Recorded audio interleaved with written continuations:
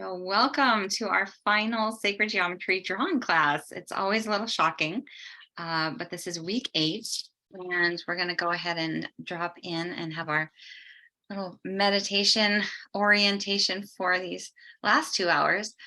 And then today is the 64-star tetrahedron. So it's a very exciting day, but let's take that deep breath in. Let's bring our attention inward. Connecting with your body, maybe connecting with your heart, taking some nice deep breaths in through your nose, out through your mouth, sighing out the day.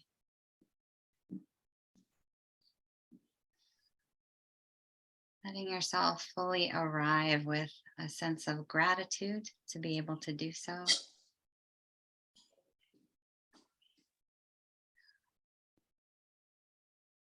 Breathing in appreciation for the beauty of this life.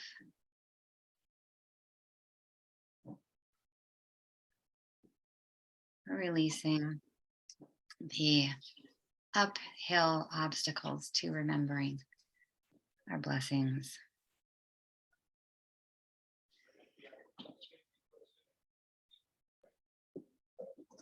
Deepening your breath into your body, into your belly. Feeling the surface supporting you, breathing in the support of the universe.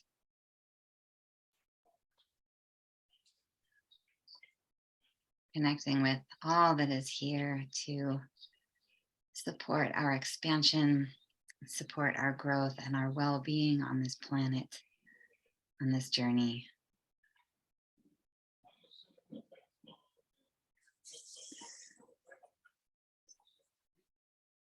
Breathing in, connecting with the all of you that is here. All of the parts of you, the physical, the mental, the emotional, the energetic, and the sensory body, the spiritual body. Remembering yourself as a multidimensional being, so much more than what you've thought to be real. Connecting with yourself, simultaneously expanding into the largeness that you are, and bringing that all together with the breath.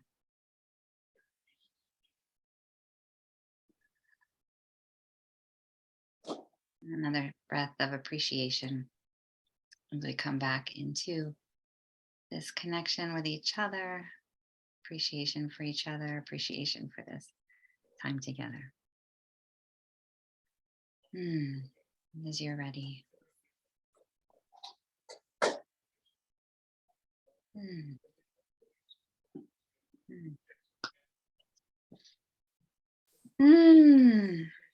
Lovely to see you all again. All right. So this is our check-in moments of how was your week? Were you able to draw? Are you just having success showing up? All of it is welcome and wonderful. And we'll have some time to draw. We've really kind of gone over the information before, so we'll do a little refresher of the 64-star tetrahedron, and then we will draw both the 2D version and the 3D version. Yet another mind scrambly day, as we're going to come into hemisphere alignment with symmetry. We love that. And then we'll have some closing reflections and thoughts. So how is everyone? I would just love to hear voices, check-ins, see what you drew, see nothing. It's all fine. Anything. All right, who'd like to start us off?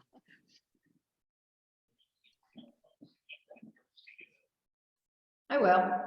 Hey, Terry. It's been, a real, sorry for the echo because I'm in a very empty place.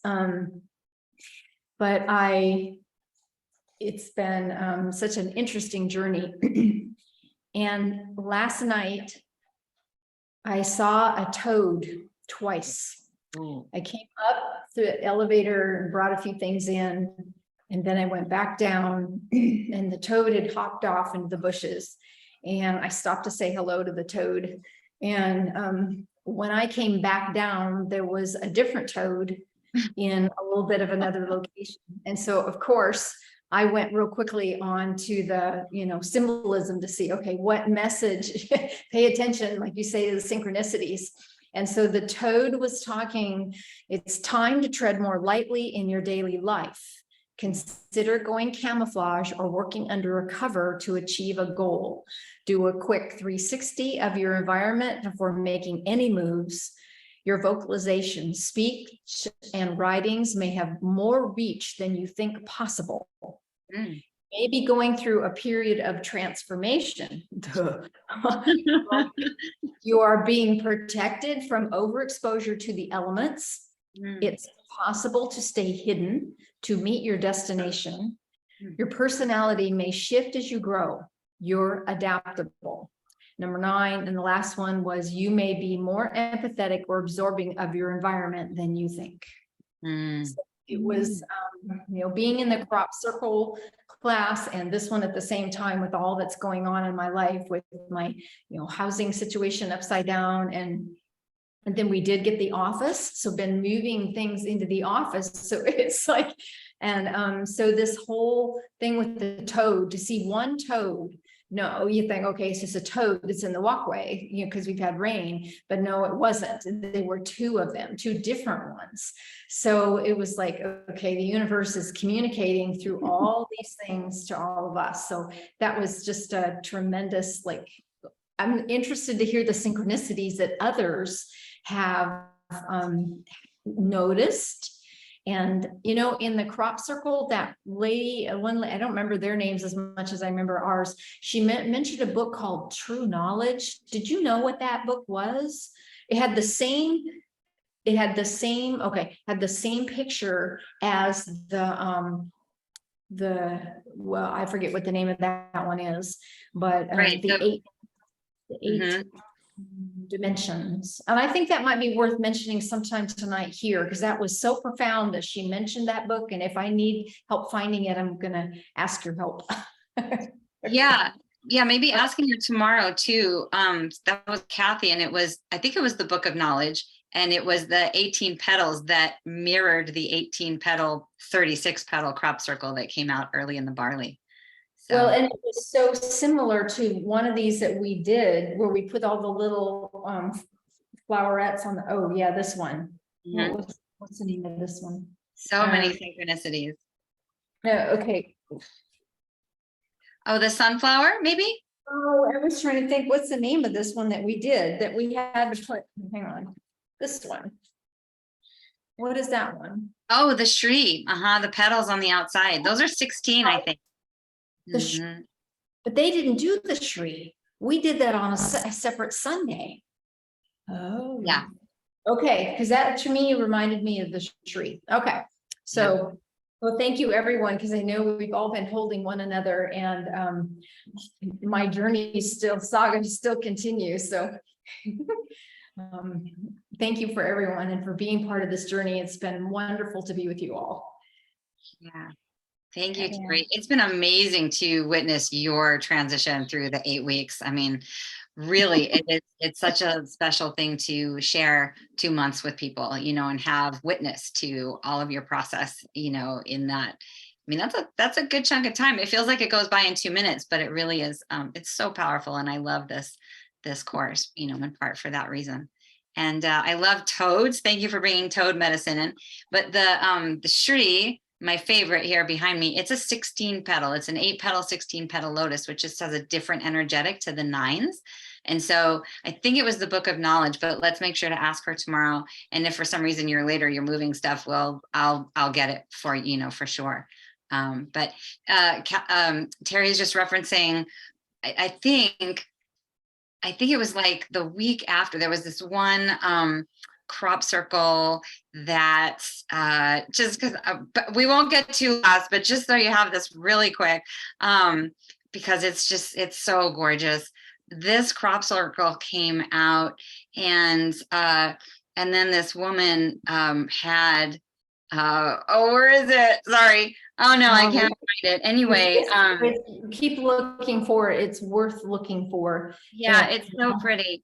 And so it's an 18 fold geometry. And then this woman That's it. she has a book that I think it's called the Book of Knowledge in her tradition. And it's literally an 18 fold geometry just like this. And it's really, I mean, toads, circles, synchronicities, tesseracts. I wrote you guys about that. That was so outrageous. I could show you another crop circle synchronicity. But yeah, so just beautiful, beautiful, invitations to connect with the larger patterns that are going on, and the geometry that is the bridge, right, to understanding the field, right? Yeah, Terry, did you have one more thing, and then we'll check in with? Well, okay, so I have to tell everyone it is so important to take the crop circle class, and I'm looking forward to being into the whole one. And I was glad to just be able to take part of the part one. And I'm curious about, is it possible that the crop circles are made from within the center of the earth, as opposed to outside coming down? That thought came to me today. Are they coming from within going up? I don't know. So, but it's really important because it so goes with everything that we've done. And to do the Shri, just that one, how long is that class? Like 3 or 4 hours? It's 4 and sometimes 5. I can't figure it out. It takes up that amount of time every time I make more time for it. So I don't know. Definitely, I think we did 5. Yeah. Okay. They're all so activating. I appreciate the endorsements. The crop circle class is phenomenal. And Terry's just doing the 3-week, which was inspired because we couldn't get her into the 8-week, but we're in class 6 of the 8-week. And then we're in class, it'll be class 6. The last 2 classes, I'm actually going to be broadcasting from England, which is really, really exciting. So it's like a whole thing. The crop circles are so fantastically magical. Thank you, Terry. And I want to make sure we move on because we have a lot to do, but I appreciate that very much. It's been so fun. That's another 8-week course. It's just such a thrill because all of you are so cool and amazing. The geometries attract the coolest people. It's been so wonderful to be with you all. So thanks for launching, Terry. Who would like to go next?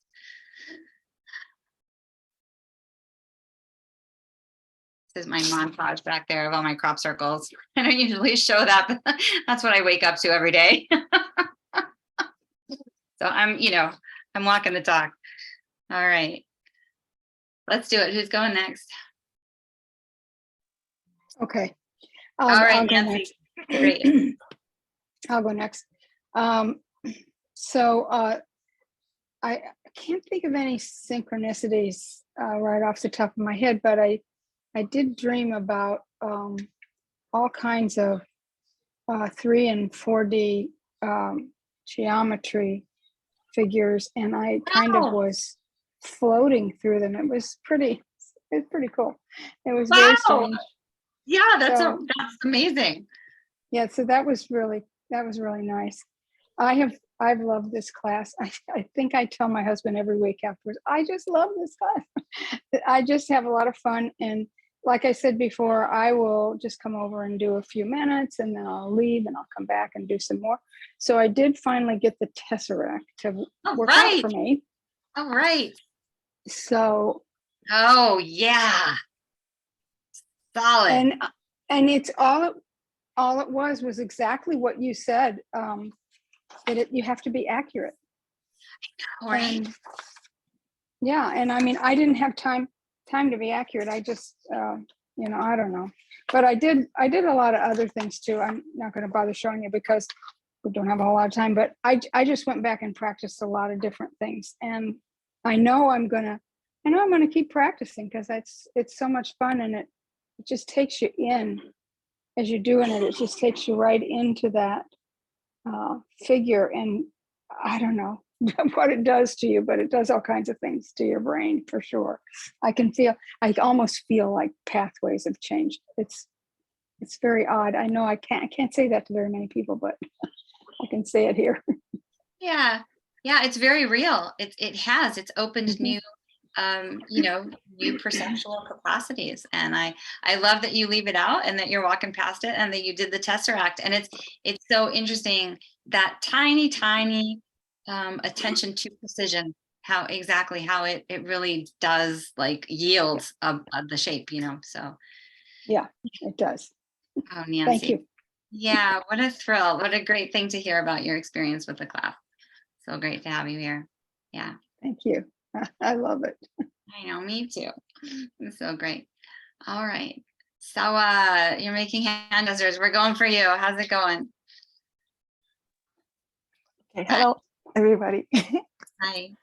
um, Thank you for the wonderful stories that Terry and Nancy and they were talking about the synchronicity, Mhm. and I think just by listening to them, their stories synchronized my experience also. So I thought it was wow. But first, thank you so much for sending um, the pentagon, Oh, good. I'm glad I did that. the addition. Oh, It great. Did worked. it work out? That one worked out. Yes, I left it. I didn't erase everything, but Uh-huh. it yes, it was very fun to do lots of steps. But Mhm. first time I had it right, so I was like, yes, I Yes. was so Awesome. happy. Yay. But Awesome. after that, I went back and did the original way you showed in the class. Uh-huh. I don't know what happened, but somehow I got it right. Yeah. Yeah.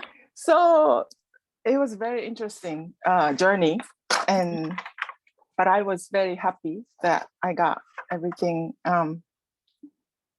perfect, not Mhm. perfect, but so so just the synchronicity. I was thinking about the same thing, like this several weeks, I should say. Ever since I start this class, like I write a journal every morning. Like maybe I told you before, the first thing I do everything that comes up in my mind. Mm. That's I just write. Sometimes about the dreams so that I don't forget.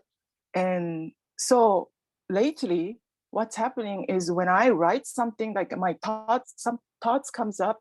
So I write and I will like write everything. I don't know where this is coming from. I'm just like writing. But then later that day, I will be having conversation with, friends or somebody, family. I will be talking about the exact same thing, same contents. Then so my thing was, oh my gosh, I cannot believe this. I just wrote it this morning about this. So it happens all the time. So it was like, start thinking, like time. Am I like jumping?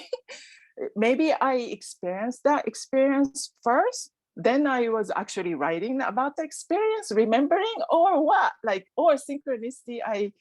I'm writing and grabbing all this information from somewhere, and I'm just like grabbing. Then I actually experience in 3D. I'm not sure, but it just like one like interesting yeah, so synchronicity, I draw it. Yeah, I just wrote it down that everybody was talking about it. I said, wow, same thing is happening. So yeah, Wow. that was Wow. interesting. Wow. Mhm. I'm inspired. I'm going to start writing down. Yeah. Gosh, I love that. That's like simultaneity, forward, backward, were you experiencing and Mhm. remembering, and then something happened. Oh my God, Sawa, that is so Yeah. cool. I love it wherever you can go with that. Like you Yeah. could, I've really loved the practice of programming my dreams. So like as I'm falling asleep, to really have that intention and fall asleep with the feeling. So that's like a whole new level of creating your reality. I mean, that's spectacular. Thank you for sharing. Oh my gosh. And it Thank feels you. like the geometry is such a part of that somehow, right? I truly believe that. I truly believe expanding. That's the word I always think about when I think about sacred geometry. So thank you. Cool. I mean, that's Yeah. like you guys are all speaking to like the potential, right? Like it's like, oh, I'll sign up for a drawing class. You know, like, Yeah. how innocent, it's so subversive on my part. It's just like, I love it so much when we get to the end of the 8 weeks. It's like, oh, never could have seen any of this coming, you know? So it's just one step at a time. We put one line after another. And I think that you actually tapped into some esoteric mystery of the Pentagon, right? Like, there is some mystery in that shape, and I'm just wondering if you were playing with it, you know, conceptually, metaphysically. So it doesn't surprise me that you had some wonk around that. Yeah. So about the Pentagon, because I don't want to say struggle. I was like, I don't know what there was, just I just wanted to take time, I guess. Huh. So, but one awareness, like, so because I was reflecting, I was like, okay, what was that? What was that? But then like I had this like moment, okay, hold on, okay, stop. I'm not going to left brain trying to figure out what the message was, or the analyzing what it is. My message was to just to stop, enjoy the process. Process is exactly what I was supposed to experience. Wow. It's not about the end meaning and, you know, that kind of stuff. So that was another awareness that I received. So that was great. Thank you. That's huge too. That kind of surrender of like the doing, and I mean, there's such a huge parallel in life, right? Of like, yeah, beautiful. Wow, Stella, thank you so much. Thank you. That's kind of next level. Every time I do the courses, it's just like, you know, you all brought such an incredible level to the geometry. So it's just been so rich. And I thank you all for your insights and the synchronicity piece, right? Like, you know, creating, to me, those are the glimmers of, you know, the field manifesting, right? You could talk about like you're accessing the Akashic field, right? The records of, you know, creation and creating, and super cool. So sky's the limit with that waking up and writing process. I'm gonna try to have the discipline to do that. But that's fabulous. Thank you. So cool. All right, Carol, no pressure. Don't worry if you haven't done anything. Well, no, I won't say I didn't do anything. I did work through. I redid the thing on Sunday. Was that yesterday? Oh my God, it seems like so long ago. Yeah, and it was beautiful. It was fun, and I'm just in awe of how magnificent it is, the geometry itself. And so I can't say I'm a little sleep deprived because I have a guest visiting and I can't sleep. Long story, but anyway, so I'm sleeping on the couch occasionally just because it's more convenient. But I know that before I stopped being able to sleep, I was having some really great like dreams involving the sacred geometry, and I can't remember them now, and hopefully they'll come back to me, but I need to catch up on some sleep. I have observed that I'm experiencing more synchronicities as well, just good things happening, flow. I found a realtor really easily to sell some property in New Mexico. I found like things are just showing up, and I'm trusting more. So it feels really like I'm divinely guided. I also discovered this other healing program that I can use to help others and myself, that involves sacred geometry. It's just phenomenal, really powerful. I discovered that it's the distributor is based in Sedona. So I was like, just all these things lining up, and really powerful, just beautiful. And I can't wait to take more classes. I'm really excited about that too. Thank you. Thank you for coming up to me and introducing yourself. Yeah, that was divinely guided too. Yeah. Oh, beautiful. I love it so much because, you know, it's kind of beyond words, right? What we are all sort of experiencing in these transformations.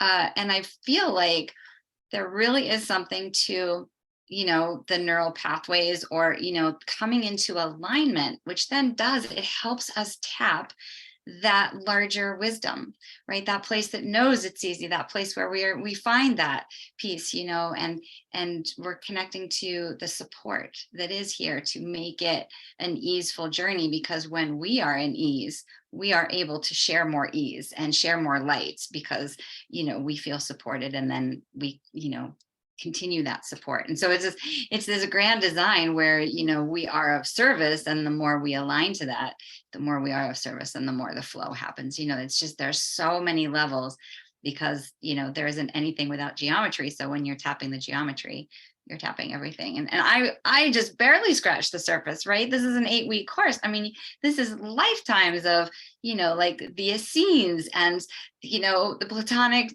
and Pythagoras. Like, I mean, there is so much depth, as I'm so glad that we're all sort of getting the larger, like we're just able to taste the larger that partners when we draw. So that's just tickles me, and I'm so excited.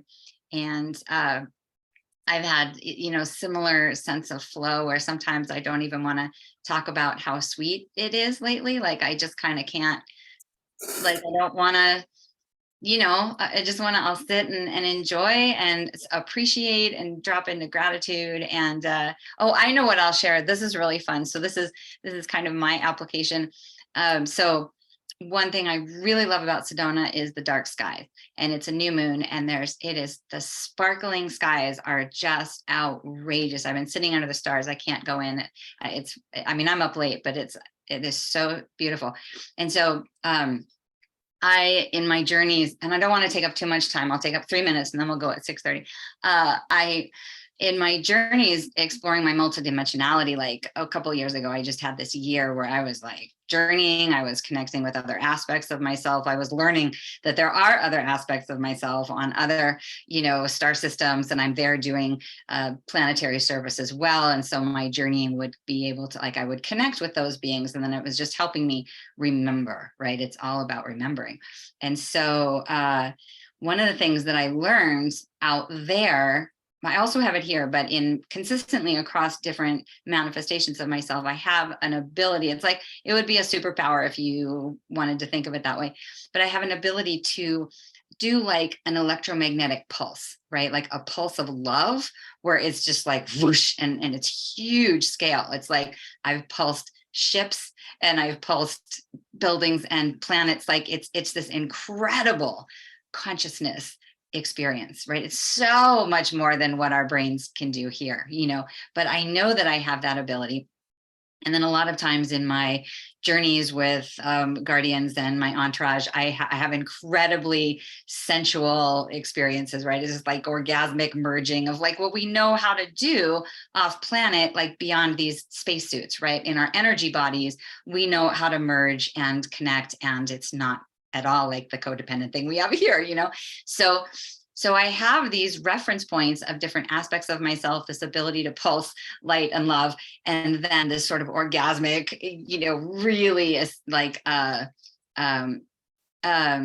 ecstatic, like a level of ecstasy that we can't really touch here. I mean, we can, but I put it together out on the platform under the stars the other day that, I was in such a bliss state. And the piece about service, right, is that when we are able to experience those levels of joy, the natural expression of that is to share it and to want those who are suffering to have the relief of that feeling, right? I'm getting the chills. So I'm feeling this, and then my impulse is to bring it into my body to circulate the energy and, sort of pulse the grid.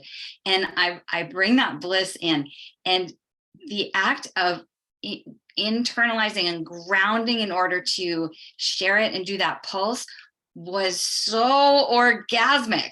Like, I finally put it together that the benefit, like the loveliness that I get, is some sort of orgasmic ecstasy when I'm pulsing out, right? So it's this beautiful self-fulfilling sort of prophecy where I'm like, it is from the goodness of my heart that I want to share that energy, but it's also like, oh, dang, So it was this really powerful feedback loop of, what can happen when we are, feeding back to the grid those frequencies, and I was just continually anchoring the frequencies of kindness. That was the one that really was feeling sort of universal, the frequency of kindness. And we've got this new moon and this is dark skies. There's so much potential for sharing that a kind reality as possible. So there's my story, there's my application of the geometry, and thank you all for hearing it and understanding it in that way that's beyond our cognition and everything and comprehension. So really fun to share that with you. I don't get to talk about that all the time.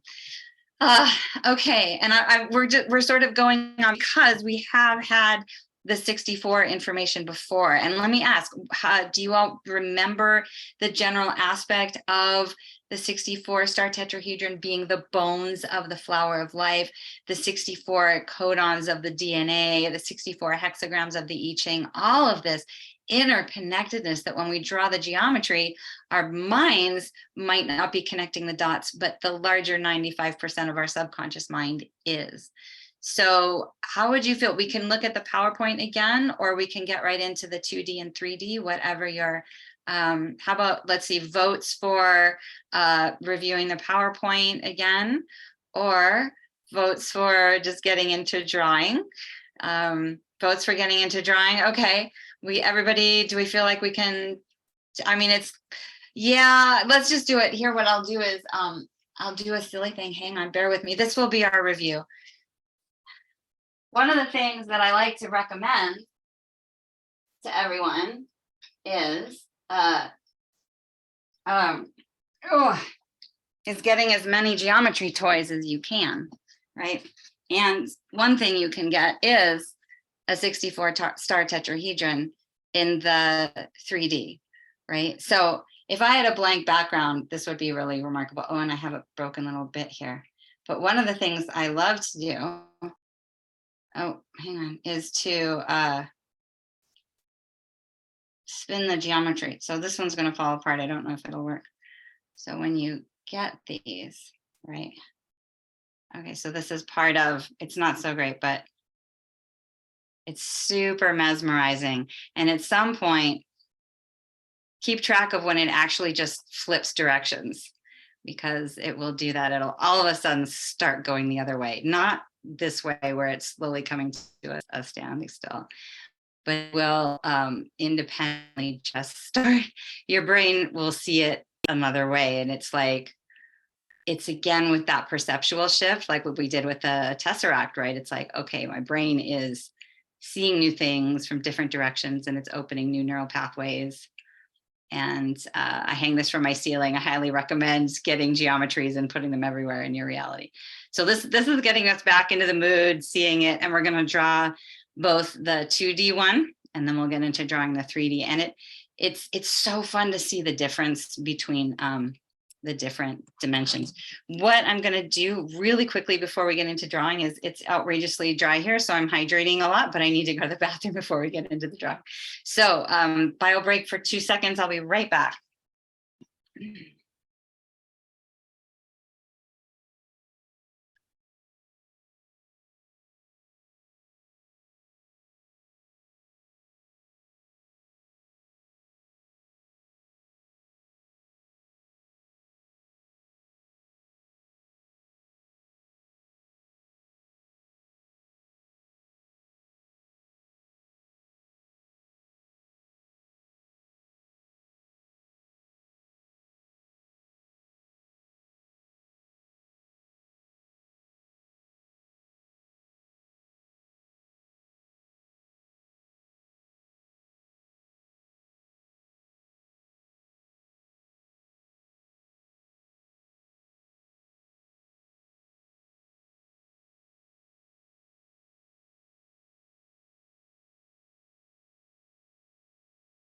Okay.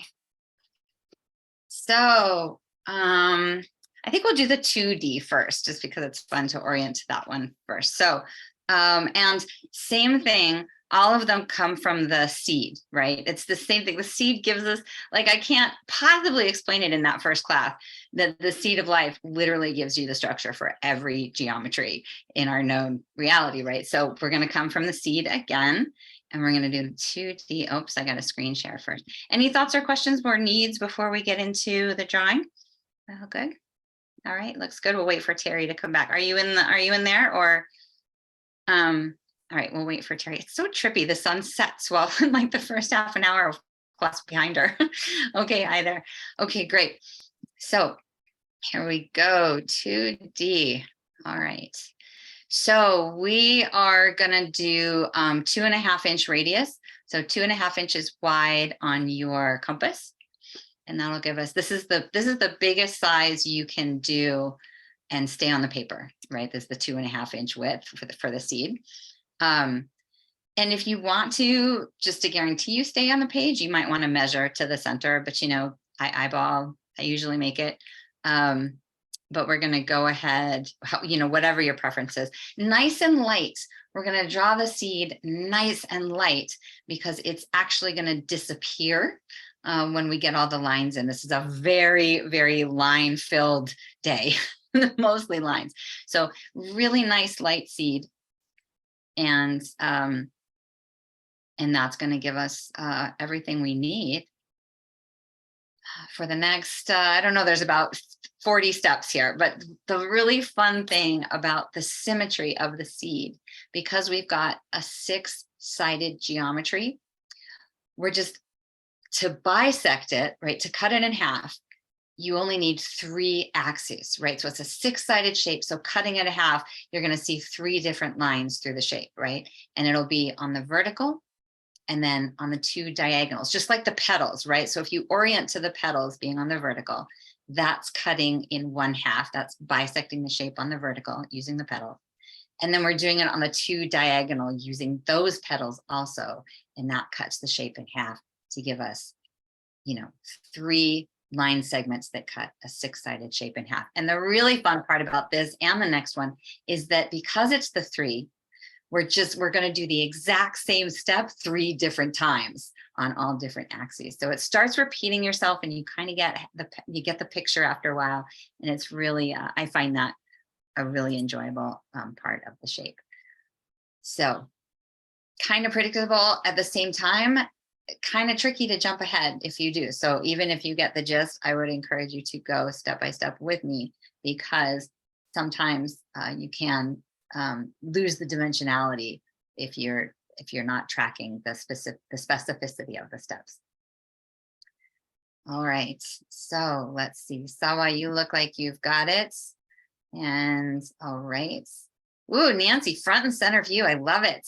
All right. Okay, no rush. We'll get our seed. And if you've got it and you're sitting with it, remember, it's a great opportunity to meditate and just be with that shape. Maybe feel it, right? Left brain, right brain. We had really fun drawing in the crop circle class because it's based in this shape, one of the crop circles that just happened. If we have time, I'll show it to you. But feeling the seed, just sensing into that beautiful symmetry. And we're gonna get into the lines. All right, everybody got the seed? Got that? So far, so good? All right, Terry, okay, great. So compass is down, rulers out. Here we go. 3 different axes, vertical, diagonal, diagonal, following the petals. What we're doing first is we're going to draw a line, a vertical line going through those petals that stops within the boundary of the seed. Right? Nice straight line on the vertical, cutting the shape, bisecting the shape.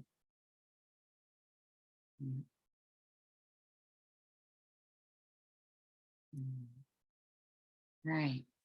Nancy's darkening in a circle there. Got it. All right. Vertical line through the center.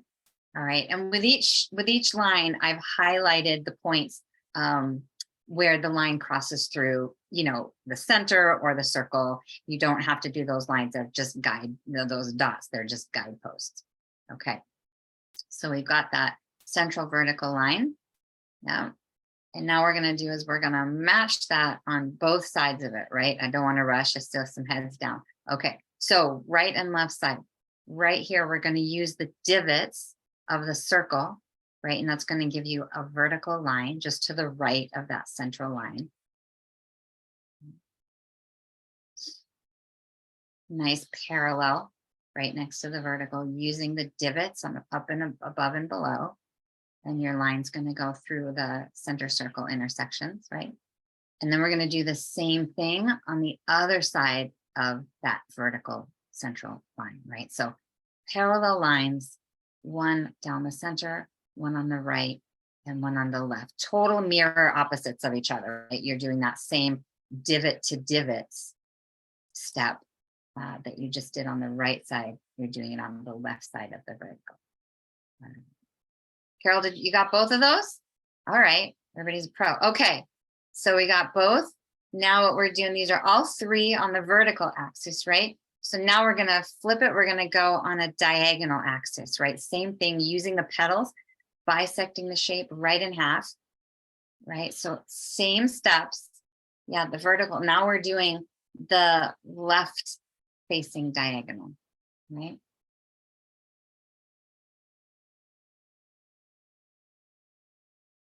And then it's going to be the same thing where we're using the divots, right? Same process as on the vertical. The divots above that line we just drew, divot to divot. Nice line on the left axis, right? And that's above the central line that we just drew, right? And so that's going to be mirrored beneath it, right? So we've got that crisscross grid where you've got the central line that goes through the petals, and you've got one above it and one below it. Exact same steps. Yeah. Taking some nice deep breaths into it. Terry, where are you? See the faces. What do you want? What, you're muted. I can't find you. So tell me where you're at.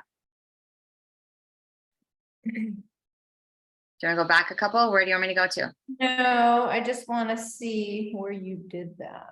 Okay.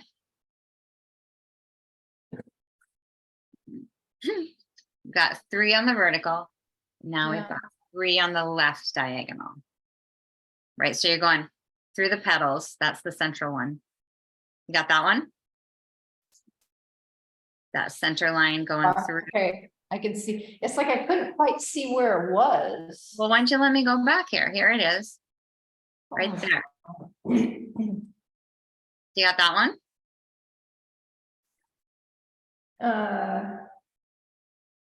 Let me check and make sure I put it in the right spot.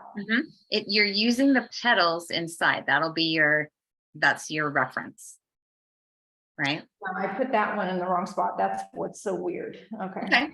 I'll just fix it. I'll erase it later. I highly recommend erasing it now.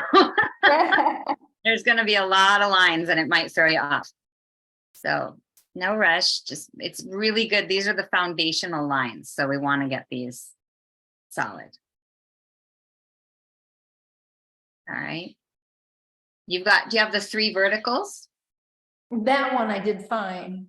Okay. So you're just using the petals. I see right? where it is. Okay. Yeah. So orient with the petals on the diagonal. Okay, I got it. Sorry, guys. No problem. Then it's always opportunity. Always, everyone can always pause. Everyone can always make the decision to not pick up the phone. There's so much potential for every pause point. And then, so there's that central one, and it's the same step. We've got that parallel line above it, right? You got that? At the top of the petal. Mm-hmm. Yeah. Exactly. Yep. You got it. It's going to go through the tip of the top petal.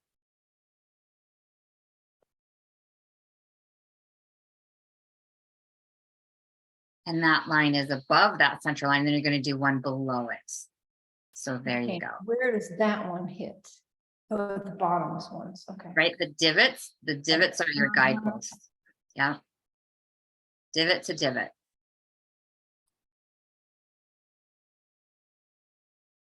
I am so thrilled that. Okay. Sorry, guys. Got it? Awesome. what I'm loving is that Nancy's camera shot is telling us to trust the universe the whole time. And I am so, so excited about that. So, all right. So we've got vertical, we've got left diagonal. Now we're doing it on the right diagonal. Same step. We're using the center petals. That's going to be your axis. It's going to extend all the way to the outer boundary of the shape, right? So now we're doing the right axis. You've got vertical, left, and now right. There's the three angles, the three axes that we're doing to cut the shape in half. Right? So same pattern, you've got this central one. Now you're going to do the one above it, right? Divot to divot on the top, right? Carol, did you do these already? All right.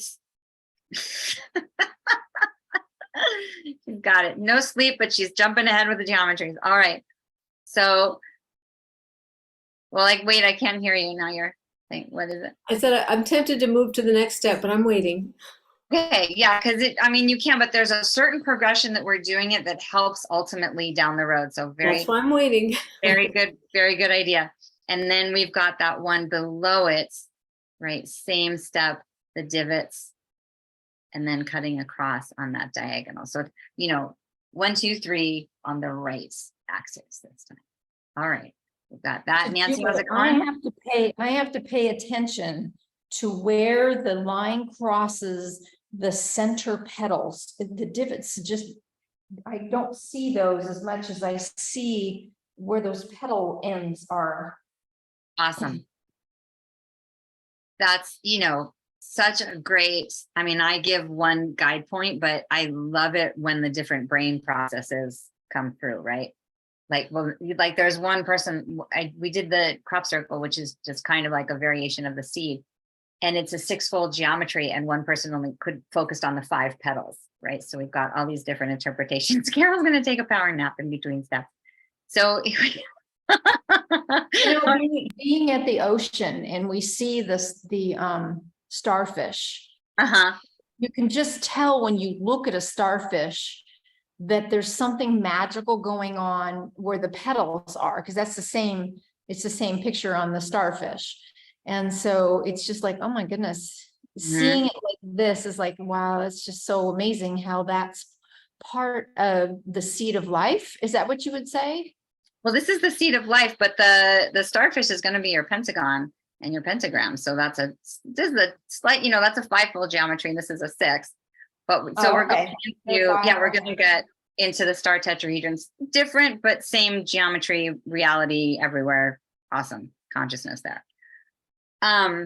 Okay, now we're going into the larger star tetrahedron. So we're going to come to the top of that central vertical line, coming to the very tippy top, and you're going to come down and across to the other end points down below on the far right there. So we're going to make a big tetrahedron. We're starting, this is on the the left axis, starting at the top with that bisecting point, coming down to the bottom right, ending at that bisecting point, right? And if you're clear on the pattern, we're going into the tetrahedron, right? So now we're going to do this base horizontal axis line, right? Creating that, the bottom of the star tetrahedron, the bottom of the star, or the tetrahedron, I should say, right? And then if it's feeling like an organic process to keep going, you're going to be drawing that third line connecting the end points of the bisecting lines. Right. Okay, Nancy, what's that frown? Is that a frown? You got it?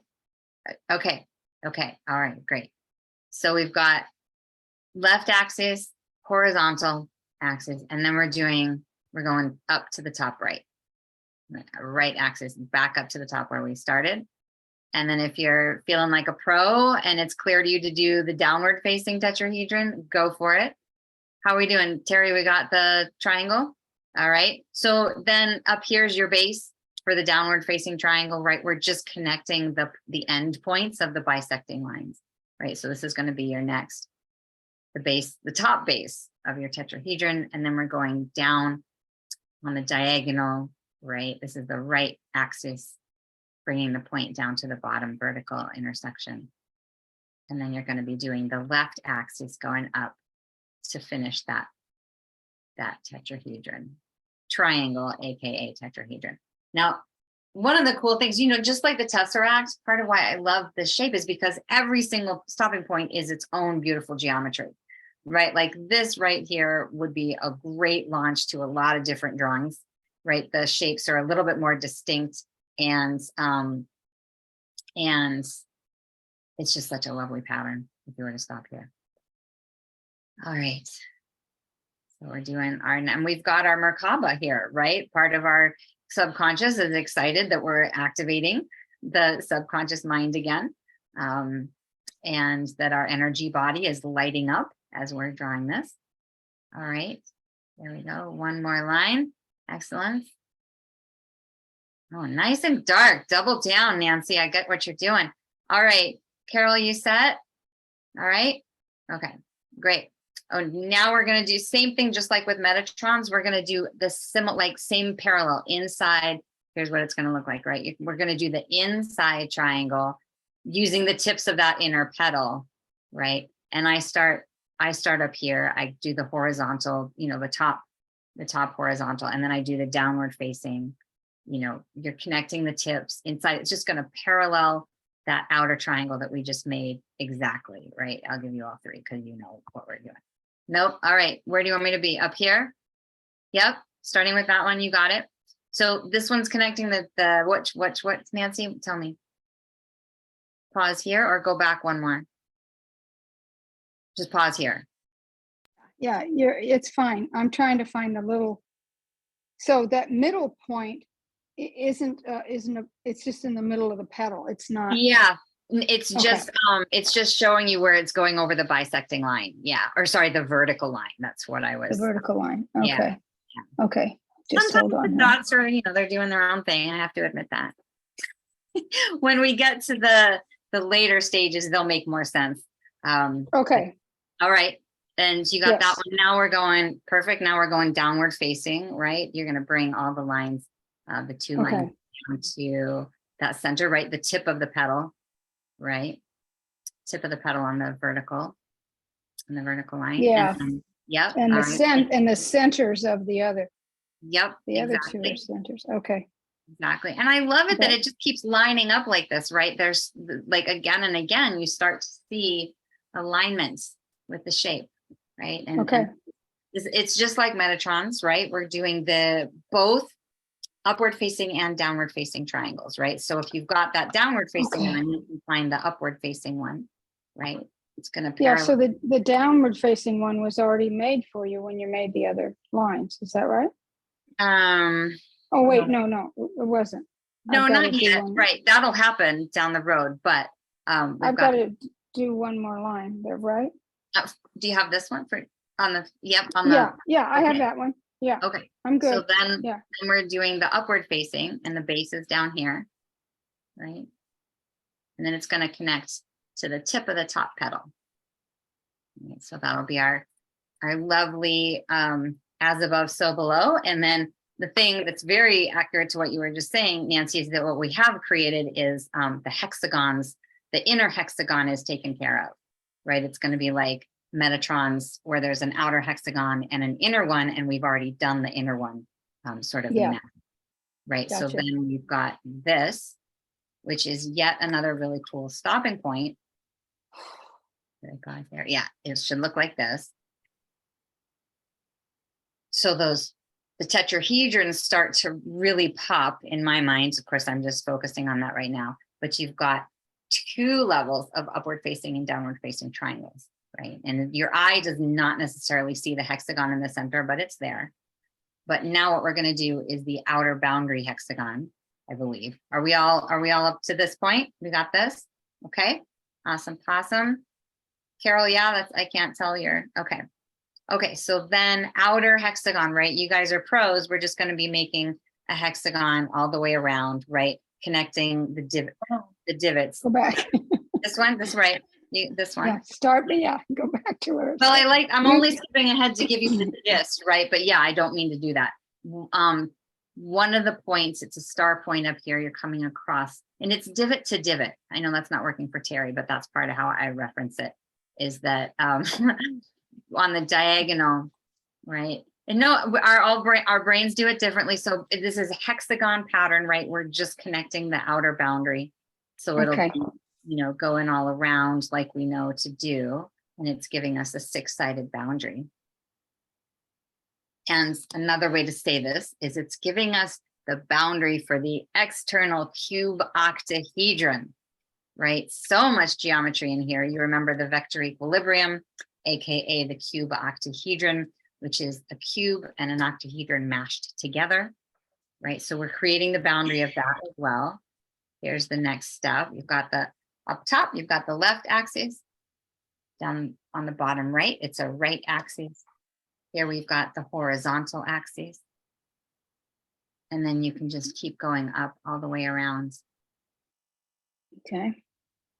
All right. There, you got it. I do this quite often. I did 2 steps at once here. So I think there's a couple more places in this one and the next one that I do that. So you've got boundaries coming up to the left diagonal, hexagonal boundary to the top right. And then we're going to finish it off with another horizontal boundary up at the top, right?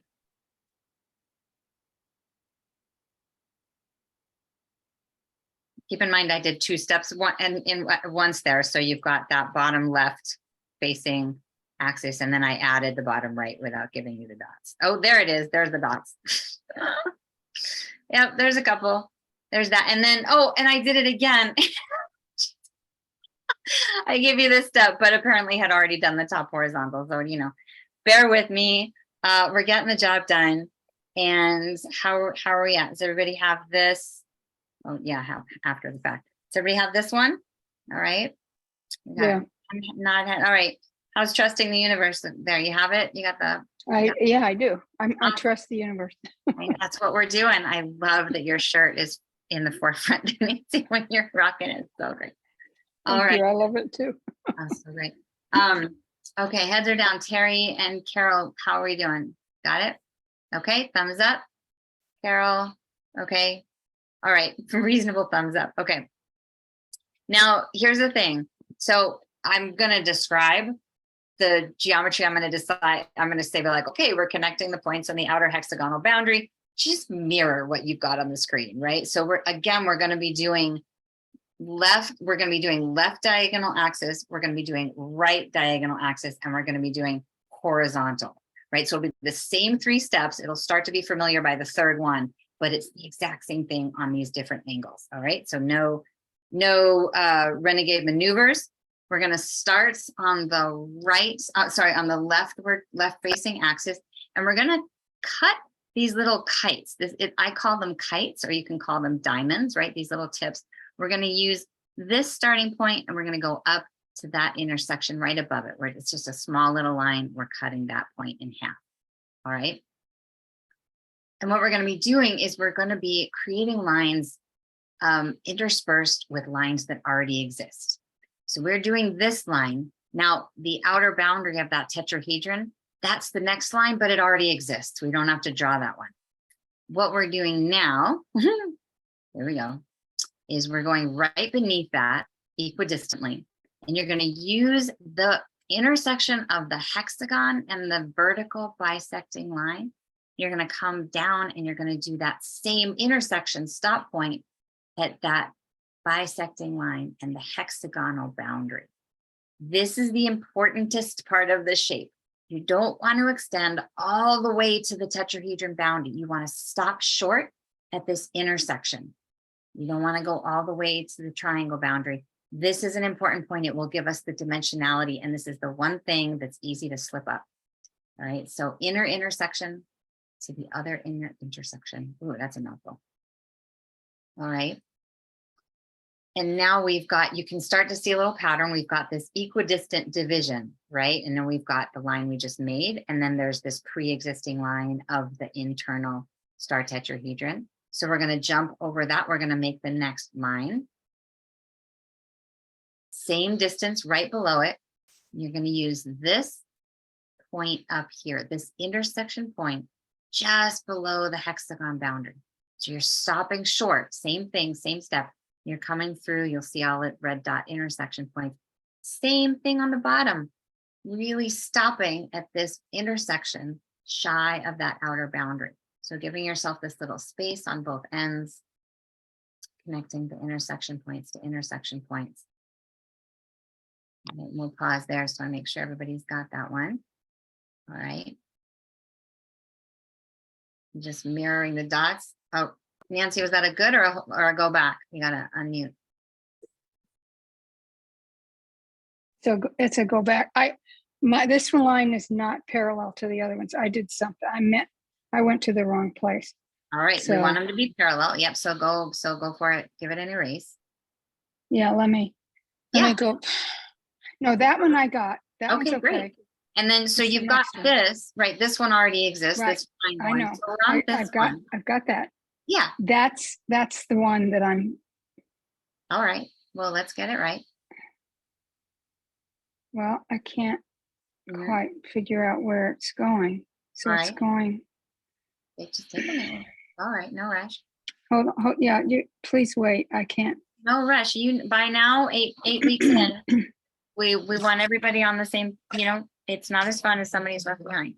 So Okay. no Okay. Wait a minute. I think I see where I am. awesome. All right. So that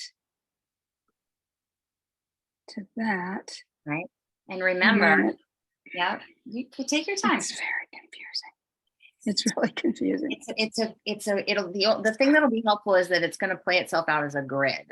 Otherwise, and it's nice because if it's not parallel, you're off, right? Yeah, so that's right. Easy Okay. spot, right? All right. It is parallel now, but now I just have to erase the other thing. Yeah. The thing is, right, we've got this perfect symmetry already, right? So, because this class is so advanced, we can talk about the field getting activated, right? We are aligning the hemispheres of our brain with all of this symmetry. So it does get tricky to see straight. All right. Yeah. That is what's going to happen. You are on track if that's happening, right? Good. Okay. Yes, okay. All right. Great. So you feel like you've got that line down? All right. Yes. All right. Now we're just going to bisect the shape right in half. This nice solid line is going to go divot to divot right through the center of the shape. Nice, solid, easy start point, easy stop point, going all the way to that corner of the hexagon outer boundary. Right. And as we keep going, the reveal is that all of these lines are equidistant. So you want them to be parallel and equidistant, and that can keep you on track. And you can see it clearly if you go off. So it's kind of helpful that way. Yes. So, all right. Okay. Good. We got that central one. Yeah, it looks like it. Okay.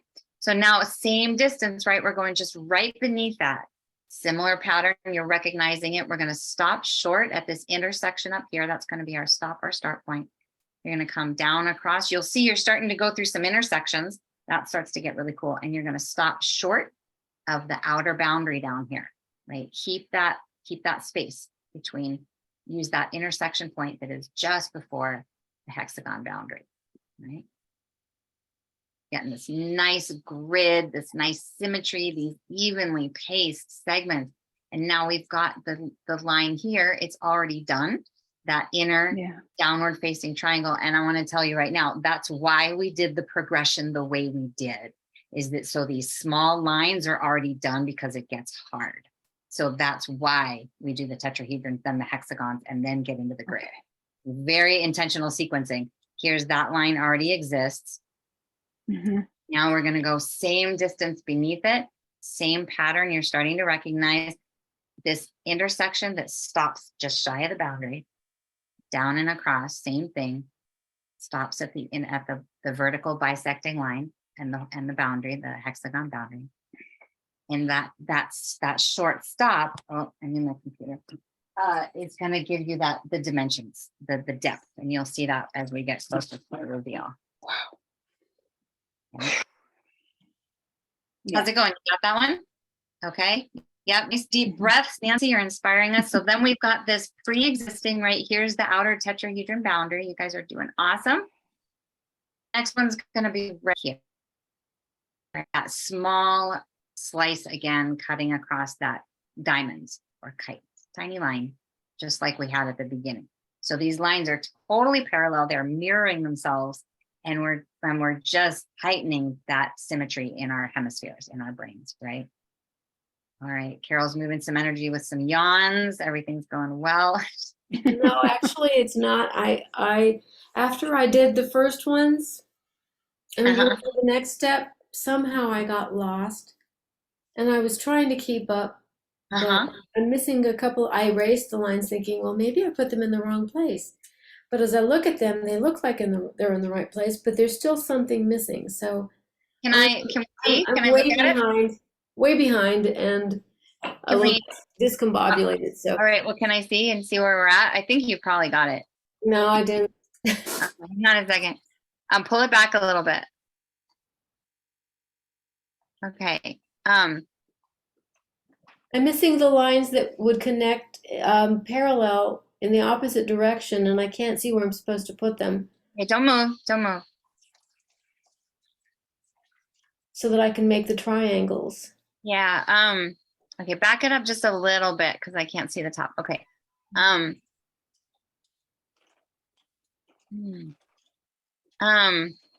move. I know it's heavy. Where did you stop before we started this whole diagonal, this whole axis? Because you don't have any of this, the recent lines that did, right? Let me see. A little bit. Okay.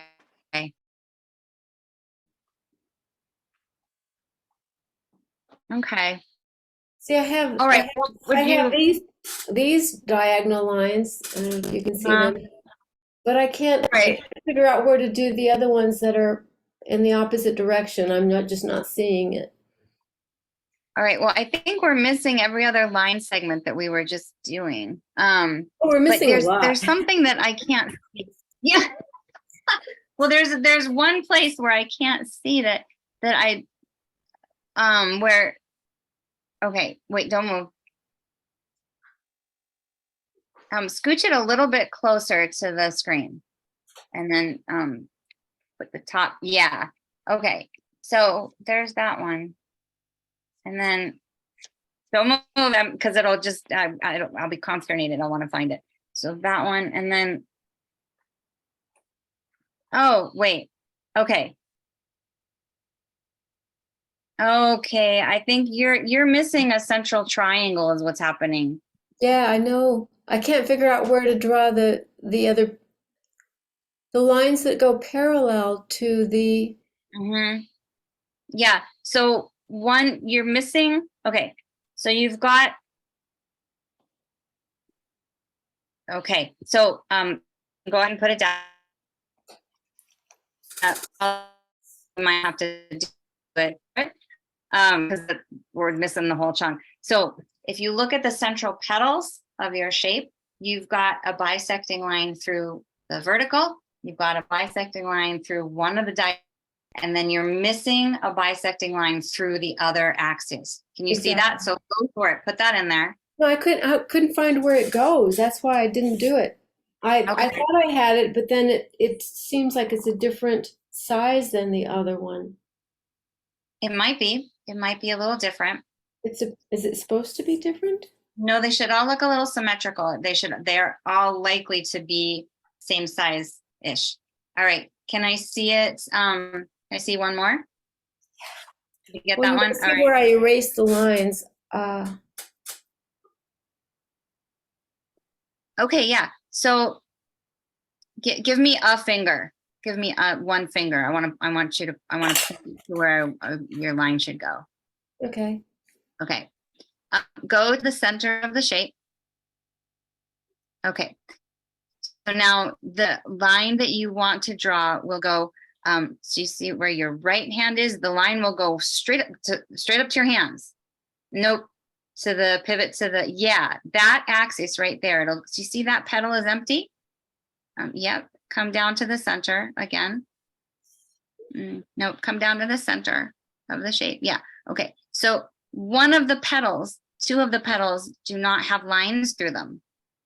All right. So just if you leave your finger there, go back down, put the page down below, down, just so you're ready to draw on it, right? So all 6 petals, right? 4 of them have lines through them. There's 2 that don't, right? Okay, so draw a bisecting line through those petals that extends all the way to the outer part of the shape. Can you track that? I'm sorry. I'm so tired. I'm not tracking completely. I think with that piece, I think given the steps that are ahead of you and given your brain space, I think probably what we'll do is you can just watch along for the next steps, and then you can jump in on the 3D one, because I think we're too many. Okay. Yeah, let's do that. Okay. You'll get the sense of it, and then it'll be easier next time. Okay. But we always want, like, that's the way you can find your steps, is because you want to have all 3 axes, right? So we've got 3, we've got 6 petals, so we need to cut them all in half, and that happens 3 times. All right, so might not make sense right now, it'll start to. So we've got this grid going on the left axis right now, right? So now we're gonna flip it, right? And we're gonna do the right facing axis, right? Starting down here, it's the exact same step, right? Cutting the diamonds, the tips, right? Using those small 2 tips to draw that small line starting on the right axis. And we're going to move up the shape. Yeah, Nancy. Yep. Yeah, I hear you. Just don't go. Okay. Okay. Just don't move from there, because I'm really trying to find those points. You got it. You got it. We're here. Okay. Naughty, do we erase the outside circles? If you want, ultimately, yeah, we don't need them anymore. Okay, I'm gonna start doing that because it takes me a while because I don't have a really skinny eraser. Okay. All right. Okay. All right. Nope, don't have it. Nope, it's not parallel to one of those other lines in there, so it's not right. Hold on a minute, I gotta figure it out. Well, one way to do it is you've got this outer boundary here, right? This outer hexagon. I do, and that's what I want to make it parallel to, right? Yeah, you got it. Yeah, exactly. Parallel to that, just a little bit inside of it. Same width. Oh, okay, wait a minute. Mm-hmm. Okay, then maybe that one. Mm-hmm. That one. Let me see if this is right. Hold on. Yeah. You know something that has helped me with this? I take my pencil and I find the top dot. I put my pencil on that spot and I never move it. I leave it there as my eye then begins to search for the bottom dot. And then when I found that bottom dot, because I left the pencil and did not pick it up, it's like it makes it easy to figure out where the line goes, because I find one spot at a time. And I agree. I agree. Stay put. Great. Perfect. Yep, I got it. Okay, great tip. So here we've got that outer boundary on that axis, on that angle. Now we've got that smaller line we just did. Now here's the tetrahedron boundary, right? Just that line's already done for us, same distance. So we're going to jump right inside of that. And it's that same thing using the central bisecting lines as your stopping and starting point, right? That outer boundary, the hexagon boundary, it intersects with the central lines, right? Yes. Right, so perfect. So you've got that stop and start point, right? And then we've got this next line already done for us. Right? So you'll recognize the more we do it, the more the steps seem the same. So we've got that line we just did. Looks like we've got that. The next one, the smaller one inside. So we're going to jump over that. And the next line, same thing, stopping short at that intersection, right? So you're not going all the way to the hexagon boundary, just stopping short at that. X marks the spot on the top and the bottom. Right. and the lines are starting to cross each other. There's getting some cooler or intersection points. We got that one. We're going to do the central one now. Don't want to move too far. Looks like we're still doing some lines. All right. Nancy's rocking it now. It's so fun when you get stuck on one and then the rest of it, there's some sort of easy flow. I've seen that happen again and again. All right. So Terry, you got that line? Good. Erasing a little bit. Okay. So now we're doing that central line, right through the center of the seed of the flower, right through the center, tip of the hexagon to tip of the hexagon, all the way out this time. All right. And what we might do is, Okay. all right, I'll finish that thought in a second, but here's that central line. We got that. And I'm the same distance. I'm going to just jump same distance up. And the next line has that specific start and stop point just shy of the boundary, right? Using that intersection and not extending all the way to the hexagon. Same pattern, right? That same step. And then once you've got that, you can see right above it, we've got this beautiful grid going now, right? You have those hallmarks where you can tell by the width of the line and by the distance, right? So skipping over that one. And here's the next one. Same thing, stopping short at that central bisecting line and hexagon boundary. Right? Coolest grids. Our brains are fried. We're just doing one step at a time without thinking about it. One foot in front of the other, just like life. Here's the outer tetrahedron boundary we've got already done for us. We're going to jump over that. And here's that small line again, right? Just stopping and starting, kind of cutting that diamond in half, going tip of the diamond to tip of the diamond. Yep. All right. And now we've done the right and the left diagonals. And now Like no, not that one. What's that? It's like a kite. It's the stick that goes across the top of the kite. Yeah. Yep. Some call them kites, some call them diamonds. I love the languaging and who's drawn to what. Nancy, you got it? Or is that one off? And is that I can't find the bottom point. This is just, the little ones are tricky. It's this big, there's an X marks the spot here. There's an intersection here, and then below and above. Those are your two stop and start. Okay. Wait, I think I got it. Okay. If And you're, it really helps if you Yeah, look yeah. where everything's parallel. You can almost cheat. right, and it's easy to spot if you're off. So if you've got these, you're doing great, right? And if not as well, you're doing great too. So well done. And we're going to do the horizontal axis. Carrie, you want me to go back to anything or stop or start since you're going for it? Okay. All right. Okay. So we did right and left, and now we're doing horizontal. So I'm going to show you what I'm thinking before I go to the next slide. So up here is going to be the horizontal. So Nancy, this is the kite we're cutting in half, right above on the top again. This will be that small line. So it's going to look like that, right?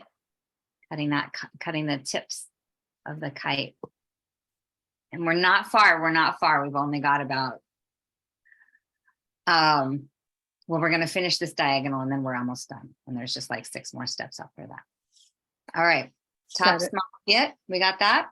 Now it really starts to feel familiar, right? So here's that tetrahedron boundary. We're skipping over that. We're going right below. Look at all these little intersection points that we get to just line up. I love it. It starts getting so cool. So I've got red dots on all those intersections, and it's that same thing where we're stopping short. We're using the intersection of the bisecting line and the hexagon. Same thing on each side, stopping short of that outer tetrahedron. Right? It's a nice one.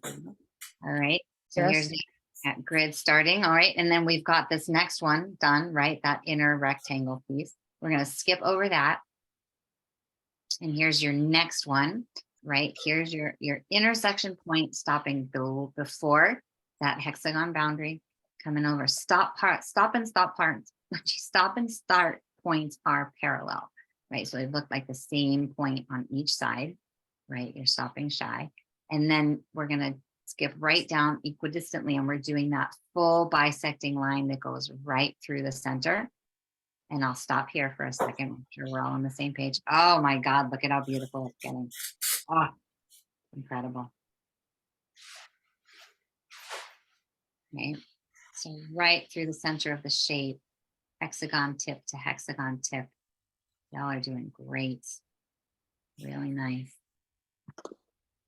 And I'm gonna lose my phone. So right as you're doing that, and then you've got this beautiful grid emerging. So we have a guesstimate that the next line will be through all of these intersections, all of these X marks the spots. Right below it, you've got your start and stop points shown for you, right? They end right at the the line. I'm getting fuzzy now, right? Here's your intersection stopping before the hexagon, right? Just before on both sides.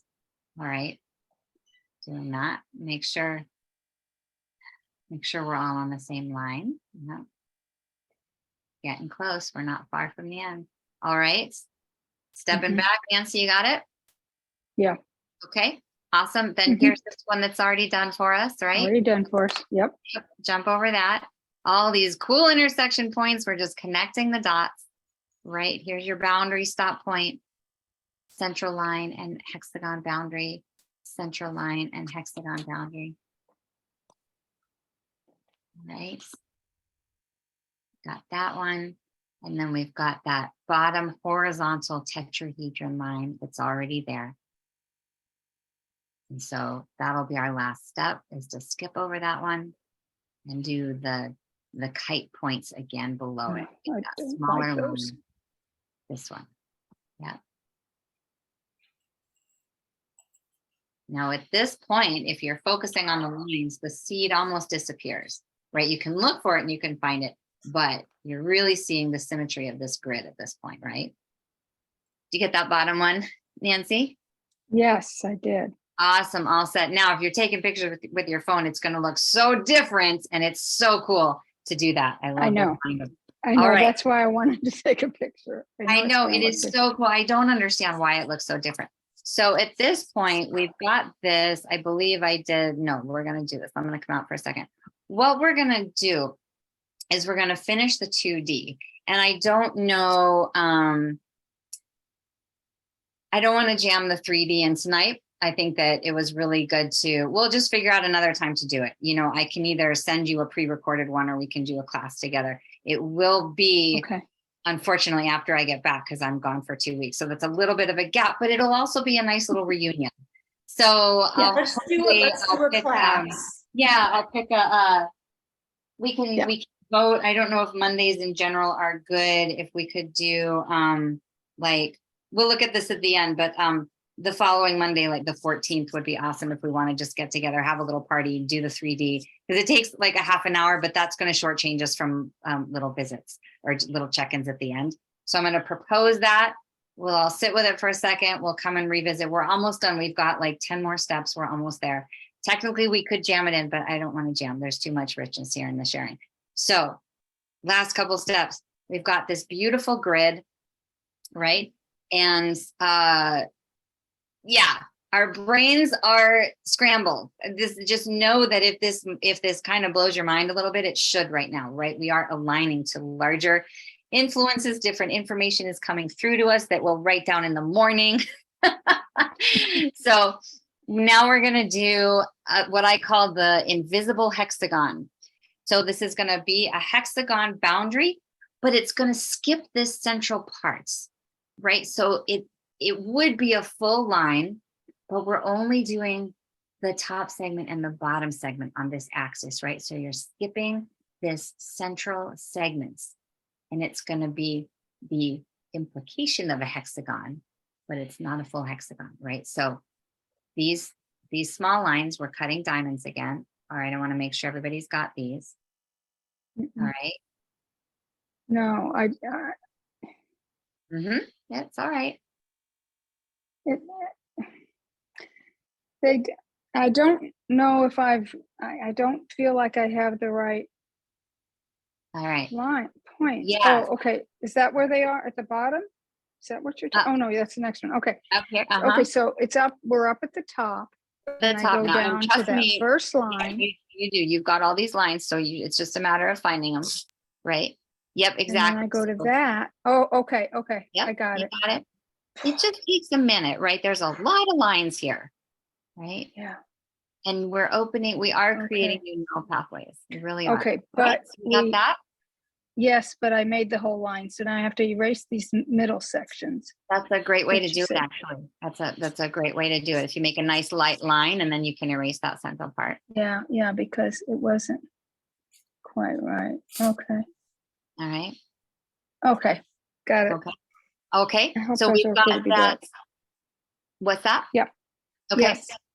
So we've got, this is one axis, is the left axis. Now we're going to go on the vertical that's right here. We're going to do the exact same step. It's going to look like that, right? So it's the hint of a hexagon, but it's missing that central segment. So a little bit different, right? And Carol, this started out as a 1 week visit, didn't it? If I remember correctly. Yeah. Okay. Yeah, I'm tracking you. All right.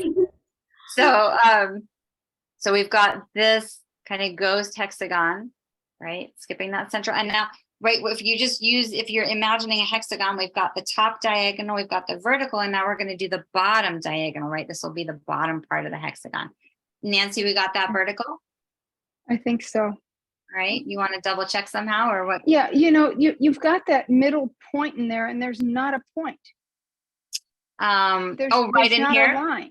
Yeah. There's not there. You're right. And I just did that to really kind of darken in the lines. Otherwise, if I only Okay. had the intersection points, it wouldn't be clear that this segment was empty. Okay. But you're right. That's a little complication, but I did it to Yeah. really kind of highlight. Yeah. Okay. So that makes sense. Okay. As Awesome. long as it makes sense, it's okay. It makes sense. We're all doing it. You're doing great. We're almost there. Home stretch. Same thing on the bottom, right? This will be the bottom right axis of this inner hexagon, right? So no line segment in the center.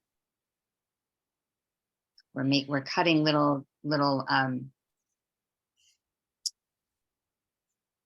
what are those? They're little diamonds, but isn't there I'm blanking on a name.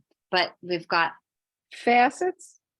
well, no, they're on an angle. I'm just completely blanking on what I'm trying to say. So we've got this bottom angle, right? We're skipping this segment. I'm going to skip whatever my brain's trying to figure out. And then we're going to pivot to the left Good. axis, right? Same thing. We're moving up the sides, right? So here's left axis, left angle, same step, skipping that segment. You can see it would be a hexagon if we were doing the whole line segment, right? But it's kind of a shadow of a hexagon, right? And then we're going to do that vertical axis going up and around, right? So same step. Don't want to rush you.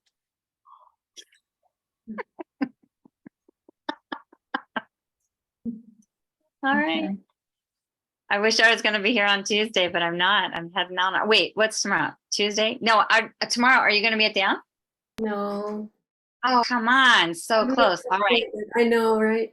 All right. Well, I'll figure it out later. All right. Because I take off Tuesday and I won't be next Tuesday. So. I'll figure this out. I'll do it again. Oh, I meant for dancing, giving me the heads up. That's how I meant. Oh, yeah. So we're doing the vertical now, right? Skipping that center segment. Look at how pretty this is. Oh my gosh. Look at what you guys have done without even trying. All right. Got that vertical line, skipping that center segment. And then we're going to do the top right diagonal and finish that ghost hexagon, right? So it's going to be right up there. All right. And we've got 3 more steps, I think, and then we're there. You guys are doing great. Look at this thing. Look at what you've done already. Oh, shush. All right. Okay, great. All right. How are we doing? We all got that? Yes. Fabulous. Right on, Terry. We good? Mm-hmm. All right. Cool. All right. And again, you could stop here and it would be super cool, right? At any of these points, it's just a fabulous shape, right? So we've got that now. What do we have? Here we go. All right. What we're doing, I want to identify the points we're working with. Here's that diamond, here's the kites, right? That shape we've been referencing. We're going to be using the tips of these kites, right? The tips of each one is going to be our guidepost for this next step, right? Is that clear? These 2 points all the way around, we're going to be using those. And what that means is starting with the center one, right? We're going to use the tip of the kites on the top. We're going to come down and across to the tip of the kite on the other side, right? So this is giving us our guidelines for 6 more lines, and then we've got it, right? Tip of the kite on the top, down and across. There'll be some really cool intersections that you're cutting, and then bottom, tip of the kite, right? And remember, yeah? I can't get it. I don't All have right. it. It's This, all right, this one's tricky. Look, can I see? Because I bet it's right there. Let me see. I haven't drawn it yet because I can't Okay. figure out where you, so just All to right. say it again. Okay, It takes my Yep. brain a bit. it's this is complex grid here. Okay, so I'm gonna go back up here where the line. Oh, okay. You got it? Wait a minute. Okay. It Yep. goes to a place where Mhm. Down and where across. we didn't have it. Yes, Wait a I minute. think yes, I think you got it. Take your I'm time. afraid Yeah. to draw it. It's All right, it here, I'll looks show like you it's- where I'll show you when the line isn't here. Okay, so up here, you find this on yours, this corner of the kite on the top. yes, I do have Yep. that one. Okay, and then down here, there's the bottom one. Same tip of the corner of the kite down here, right? That's what I can't see. It doesn't. Oh, wait. Okay. Yep. Think I have Okay. it. Okay. All Thank right. you. Yep, take Thank your you for your time. Yeah, patience. no, it's good. It's how we find it. I think Bust through that. it's Yep, this is where these are the last 6 lines. We are the home stretch, and this is the same pattern. Does Okay. that look right? You got it? I think so. But Okay. why do I? Mhm. Okay. Yeah, almost there. Almost there. Home stretch. Does it Okay. look right? It looks like I don't have one of the points, but I guess I do. Okay. Yeah. Go ahead Got it? and we'll. Okay. Yes, Well, I've got that line. okay, well done. So just like a couple of steps, like when we were first starting, we've got this line we just did, and then here's the center line. We're going to skip over that. And now we're coming down to the other kite points, the other corner of that kite that we just did. We're going to use right down below it, find this point, just like Terry was saying, put your pencil point down there, and then track it up to the top point of the kite up on the top right. So it's going to be that diagonal. You're connecting the kite points, right? Okay, so what's confusing to me is that when you say the kite point up at the top, I was going to one of the previous points, but Mhm. it wasn't ever a point before on your other line. Okay. However, if I can say it a different way, I will. However, which way, can you translate into what makes sense for you? No, I don't have it right because I have it going to the intersection right below that top point. I don't have it right, and I can't. So let me It see up doesn't here. seem like No. it's going to be okay. I got it. All right. Damn, it's just crazy. This is a Oh. crazy grid you're looking at. Yeah. And if you can look at the image here, Nancy, I had to erase down here, right? It's really common to put a line to a different spot. So just Okay. one step at a time. So you have that above one, the one that's on the top there. Yeah. Okay, Yeah, awesome. And I then- think I've got it now. And they're It's, parallel. That helps too. Yeah, the parallel part is what I totally get it, and I draw it, and then I know it's not parallel, and I know it's not right. It's its own checks and balances. Yeah. Yeah. Okay. So we got So- the one with the dots there, and then there's the one below it. Are you on this line? Yeah, I'm on that one. All right, you got that one. Mm-hmm. Spectacular. Yeah, So, okay, so we've only got 4 more lines. So you can see what we did on this right axis, right? We made this long rectangle-like shape, right? We used the tip yes. of the kite. Okay, we're gonna do that again on the vertical and the other axis. Same thing where we're doing it 3 different ways. And now we're doing the vertical, right? So tip of the kite up here, coming down on the vertical axis, and then stopping short again of that horizontal boundary, right? You're using the tip of the kite, which that's the best kind of use, the descriptor I can give. Side, tip to tip.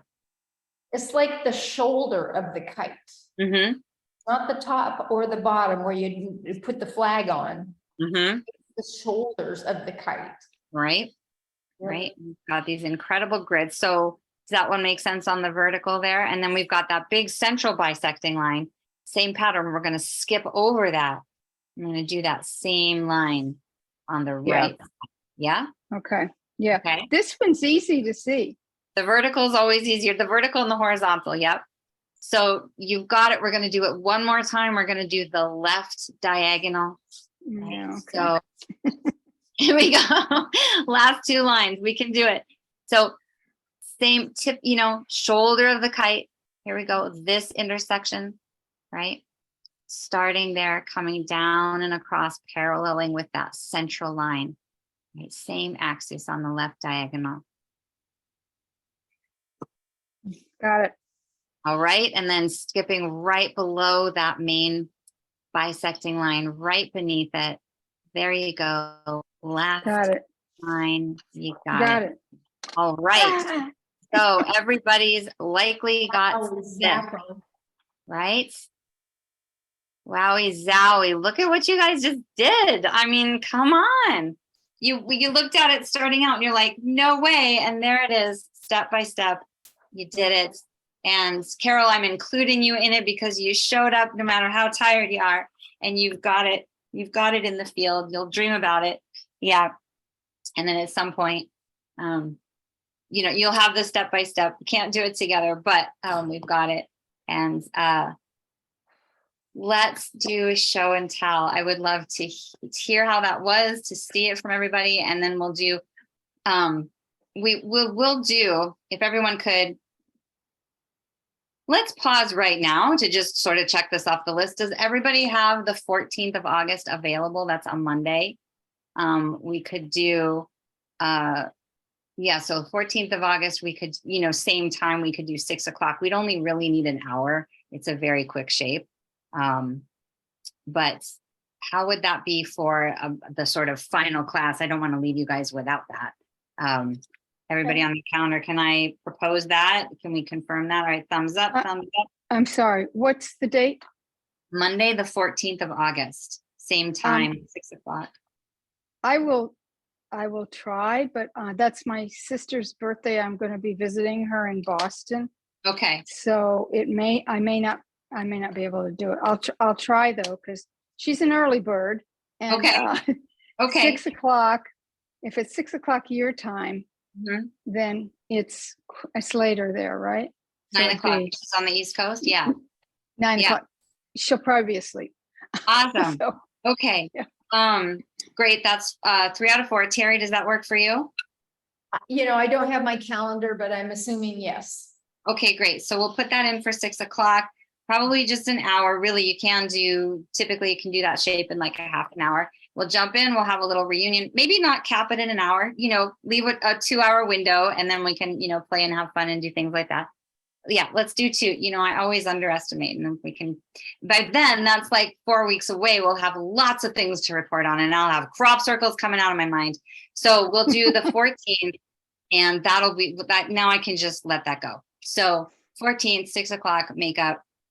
And now let's do this one, 2D. How'd it go for you? Even if you didn't finish, Carol, you've got a process, so we'll check in. But let's see it. How is it? Who wants to go first? Congratulations. All right, Carol's jumping in. I found some of the lines. Okay, cool. Right. Oh, wow, that's cool. Pull it back a little bit. Yeah. It looks like you got that third bisecting line. So Yeah, nice. I found it. Yeah. So there you got the foundation. When you go back and see it, it'll just be filling in the grid. Yeah. Yeah. Brilliant. Beautiful. What was your process around not getting it? What was that like? I'm okay. It's Yep. just, I'm, it's fine. I Fine. will get it. All right. When Well, I'm awake, I will get it. well, Yeah. I love that because there's an assuredness there that Oh, can yeah. be applied to life, right? Of like, I don't have it now, but I'll, that's And powerful. your instructions are so on point that I just need to take my time and do it when I'm mentally alert. Great. Okay. And it's beautiful. I can't wait. Thank you. Oh, And thank thanks you. for your patience too. Oh, nope. It's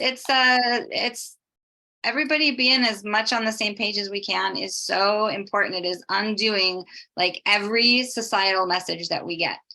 The left behind, your process doesn't count, you can't keep up, all of the messages, to just do everything we can to be on the same page step by step. It is so vital on so many levels. So I appreciate the effort on everyone's part and you willing to try, and then also like, okay, we'll just. Oh, I will absolutely do it. Cool. Thank you. All right. Who's coming up next? Okay, I'll do it. All right, Nancy's going in. Well, So- congratulations. Yes. Oh my gosh, look at that. All right, back a little bit so we can see the whole thing. Oh, look at what you did. Look at that. What do you think? It's really good. Yeah, I think I actually did it. One of the hard things for me is that, you say to make the lines light and then I can't see. So Mhm. it makes it hard. And I don't know if you can notice, but my pencil, I'm left-handed, so it just rubbed, my finger got the pencil on it and then it just rubbed all over It does. the thing. I don't know if you can see that. See how much rubbing there is? Mhm. Kind of a cool Which is, pattern in and of itself, though.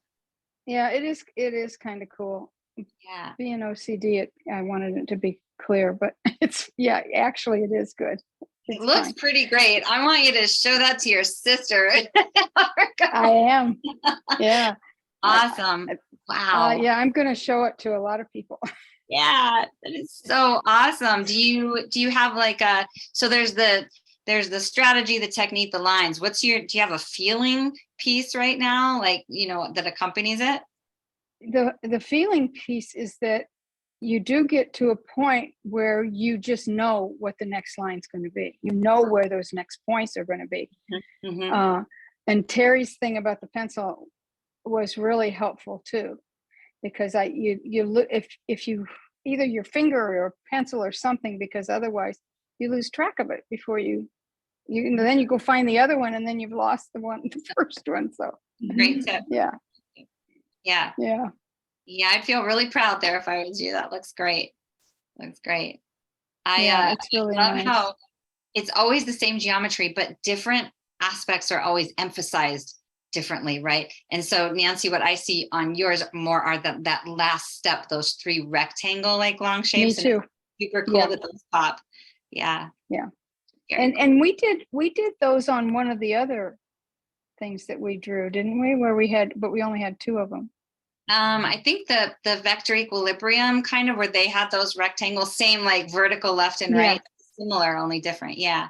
So it was easy for me to see it because I'd seen it in another figure. So thank you. Right. Very cool. Integration, right? When you're making the connections with a shape that we did like 5 weeks ago, that's spectacular, right? Yeah, a lot of integration. I'm doing that anyway, just in general in all the other areas of my life. So it's really, this really blends in with everything else. It's a great add-on for enhancement for the other things that I'm doing. So love the complementary nature, right? That's so great. Enhancement. I love it. And that it really is something though that is kind of next level to go, oh yeah, I get that shape is in this shape. right? That's because that's the deal. You got Metatron's cube in there, you've got the flower in there, they're all nestled. And so for you to be pulling that piece of, you know, that's something, that's great. Well done. Yeah, it's cool. Thank you. Cool, thank you. Well done.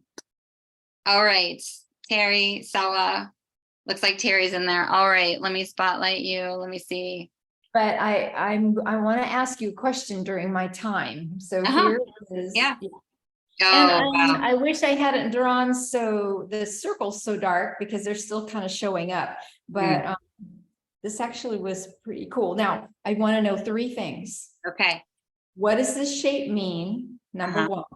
Number two, in your other life spaces, not on this earth, do you have the gift of encouragement the same way you have it here?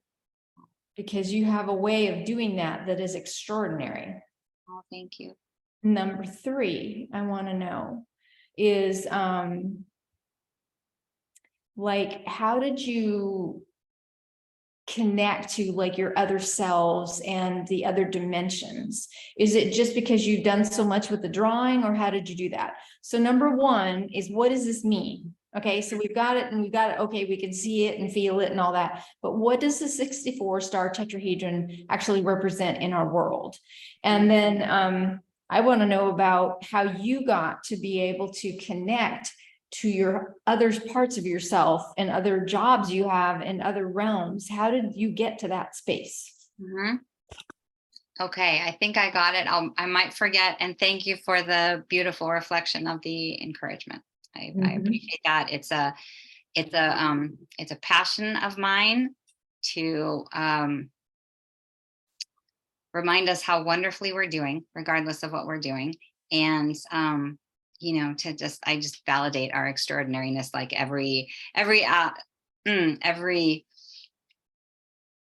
aspect of us is doing so well, and we only get negative messages in this world, right? And so I just feel so passionate about balancing and counterbalancing that. So thank you for that reflection. That's the thing I'm going for. So that's great. I will give a oversimplified explanation for this, which is that, I mean, this is the lattice work of space-time, right? This is the geometry. Like if we were to break down the geometric structure, what you can find, and this is all Nassim Harameyn's work, right? You know, Nassim stuff, is that at a very, very small scale, the smallest, oh, my cat, all right. The smallest unit of measurements that we have is called a Planck spherical unit, right? It's a sphere at like negative 33rd degree. Like it's small. It's a theoretical physics. This is the smallest we can imagine, right? And that sphere has a tetrahedral structure. Every sphere has a tetrahedral structure, and there is tetrahedral packing around that sphere. If you just imagine a sphere, there's tetrahedrons inside, there's tetrahedrons on the outside. And then with that geometry, you get this shape ultimately, right? It's the fundament. This is the lattice. This is the pattern of tensegrity, right? Tessellation, where the geometry can fractal out infinitely. That's kind of what I've got in an oversimplified explanation. And a lot of it is theoretical physics. So that's the best I have for right now for what this shape is. It's the fundamental pattern of space-time. Oh, look at how cool that is. Oh, nice. All right. So I love this thing. So does that help? Is that a clearish answer? If you can bring that back up. So you say there's a circle in it and a circle outside of it. So is there a circle that connects all those outer points? There's infinite spheres that connect the outer points, that connect all the points. Yes. These are the bones of the flower of life. That is the sphere, right? Let me do this. How did we study more about that? So So Nassim, if you go to the Resonance Science Foundation, right, this is the flower of life. And here they've done these little structures in here. These are tetrahedral structures. You can connect the points, right? This is the seed, and the seed creates the tetrahedron, right? So the seed, this is the bones, this is the seed, but you've got within, let me see, I don't have Inside that circle is a Mhm. 64-star tetrahedron inside each one of those. it, because it fractalizes, you can keep Yeah. going on and on, right? So this pattern is infinite. This is the structural grid of reality for us. What was the name of that place? The residence, what was it? Resonance, like frequency resonance, Resonance Science Foundation, or Resonance, RESONANCE, resonance, resonance. And Can you then- write that down? And when you send us the email, could you write okay, that down? Yeah, I will. thank you. Say it again, resonance. Resonance Science Okay, Foundation. okay. And And also, what's that? And where did you get the beautiful star? I got it online. There's a woman in France and she makes them. She like literally these little bits strung together with fishing wire. So Wow. I'm not sure she makes them, but if you go online and it's a 64-star tetrahedron on Etsy, they're on Etsy. There's lots, there's a lot of 3D printed of these now. They do it that way. Okay. So yeah. So that all of that information, like he's got a 7-module course now that incorporates the geometry and the physics and the math and the biology. It's really, really good information. I don't think I think some of it's free or all of it's free. I don't know what he's done, but it's really, really What's amazing. his name again? I put it in the chat, Nassim Haramain. Yeah, look at it on the chart. It's on the chat. It's harder to spell.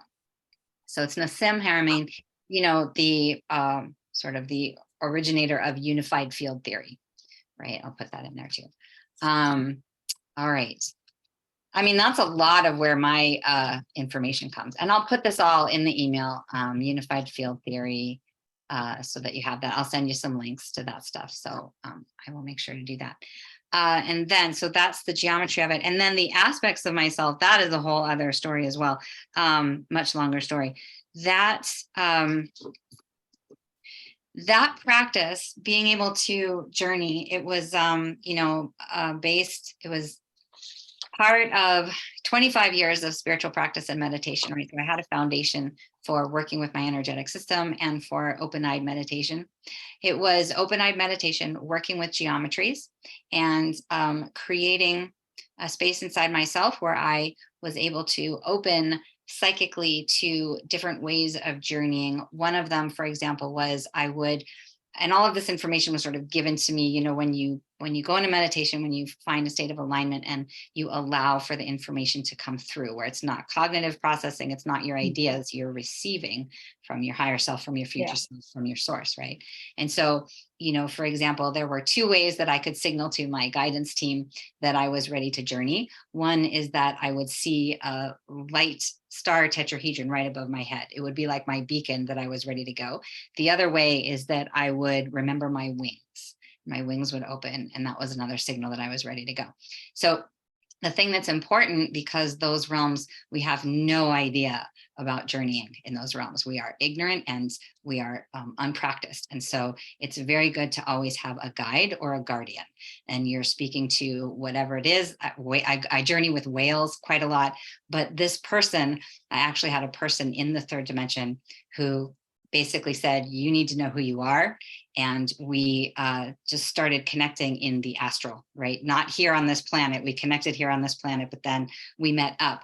And again, it was passion, it was ecstasy. It's another dimensional relationship, basically. And so I was so motivated by that degree of ecstasy that I kind of dropped out of my life and just sat in meditation for hours every day and developed my ability to go out, which meant deep breath, deep breathing and allowing for the channel to keep flowing without wanting to understand it or interpret it, and just opening, and the magic that comes from the imagery that is so much farther beyond what we could possibly imagine. Like I would have these experiences and I would just be like, oh my God, I would never have thought of that. Right. It's not my brain. So I practice and I practice, and I want to make sure we give Sawa some time. So the journey process, it built on itself. It was self-rewarding. It was ecstatic. And in that part, all of that was all designed for me to connect with my other realms. And it's simply information that comes through. A lot of it is past lives in Egypt, right? We all have that. We're on this call. I'm getting the chills. We're working with the geometry like we did in the mystery schools. Like that was the secret.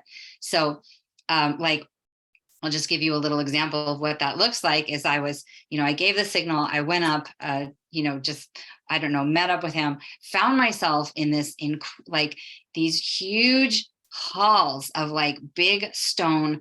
And they all were like glowing white lights, these huge stones, and they just looked lit from within. And I had the journey, all these different things happened. I was in that, and I was like, oh, that's alabaster. Came out of it, I was like, that's alabaster stone. I have no reference for alabaster in my life. None whatsoever. That's ancient stuff. So then I had this whole synchronicity, right? I had this whole thing where I just saw this docu-series called Magical Egypt. I was totally hooked. And I saved up money. I wanted to get it, big deal. And it took about a month. And then second episode in, they're talking about the temple at Luxor, and they're talking about how all the details, right? The corners are rounded for acoustics, like incredible design. And the guy goes, right, but you can't really have a sense of it because the walls were coated in alabaster. And it's like, it becomes this reward, right? You start going, oh, the synchronicities that we're talking about, right? It's like this information comes, I have no reference for that right now. And then it's revealed, it's affirmed, kind of like what Sal was talking about. So that's part of how I learned. I was dedicated. I had a really great carrot, and it was all designed for me to know that we have this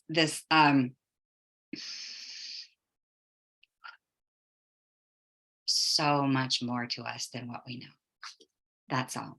And it was all designed for me to be remembering, so that I can help us all in our remembering, and that I can be of service, because, we are all here for the evolutionary process of our species, right? We're big guides, we're big guardians. We came in, it's a big job. And as Viola Rose says, we wouldn't have come for a bad show. So hopefully that's a comprehensive answer, and I want to make sure we give Sawa some time, but yeah, that's what we got. Thank you. Okay, Sawa. Okay, it's wow. It made me cry because I can feel your passion. So beautiful, and everybody's questions, listening. I learned so much today, and I want to listen to your story, and everybody's story. But wow, that's powerful. What you just said. Oh, so it's okay. I'm just gonna show a little bit, but then that's it, because I would rather listen to your story. Well, oh my goodness. Well, we'll have integration time in a couple weeks. Oh, look at that. My goodness. Oh, wow. Wow. Oh my gosh. But yeah, that was wow. Oh man, it made me cry. So, but yeah. Thank you. Thank you, everybody. That's all I want to say. And thank you, Nadi, for being here from another aspect of you here, and showing this to us and guiding us and doing this. That's wonderful. Thank you. Thank you so much. Yeah. What else is there to do, right? I mean, to be able to sit with you all and feel so touched and touching and connected with each other, and like in the ways that make sense, right? Like so much doesn't make sense about this world, and so we to come together for something that touches on the depths of our life purpose somehow, right? We're just drawing these shapes, but really our earth mission comes out of it. I hear you, Sawa. It's like it's so validating for each other, right? This commonality and purposefulness, higher mission. Like we all heard the call. We all know the geometry deep in our psyche. We know that that is a way to access. We know there is so much more, and so this has really been an access code and a key. Are you sure you don't have, I mean, I just don't want to cut you short. That was so beautiful. Thank you. Okay. Woo, dang. Yeah, strong group here. Any other thoughts? We'll meet up on the 14th, so a couple weeks. Taking notes, drawing, just integrating, and that it's so exciting. We'll have like a month, a follow-up, right? Like a little reunion, and we'll just happen to draw. So I'm really excited that works for everyone. And So I have a quick, probably not a quick question, but my question is, was it when Atlantis, when that whole, the crystal got knocked off and everything, was that when all this negativity happened, or was it before that? that's a huge question. I know. Okay. Yeah. I mean, It's a yes or no. Is it before that or after that, or did it start there? it goes so much farther back than that. Okay, good. That's all I wanted to know. Okay. I really want to know somewhere in our discussions, how in the world did we get so far off where our natural tendency is? Where did how did our world end up in this crazy spot? Yeah. And I have a feeling and we'll have to answer that in our next meeting. So you go ask your guides, what the heck happened? Right. That is such a huge question. And I know the answer is just as big. And Terry, I will see you tomorrow. And then I will see everyone on the 14th. Carol, maybe I'll see you on the dance floor. And then I will send all of you the biggest love bomb when I'm sitting in a crop circle in a couple of weeks. So thank you all. This has been wonderful. I will be sending you an email shortly and special acknowledgement in that email. And I love all of you so much. Thank you. I will see you soon. We get all of our emails. Do we already have that? Do we have everybody? We left that I was waiting to get permission from everybody, so we can just do it now. Does everybody okay with sharing? Okay, great. Yes. So we can kind of keep in touch like a group until we get back together. Okay. Okay. All right, great. Great. Thank you so much. Thank you. Thank you. Thank you, everybody. All right. Yeah. Bye. Blessings. Blessings.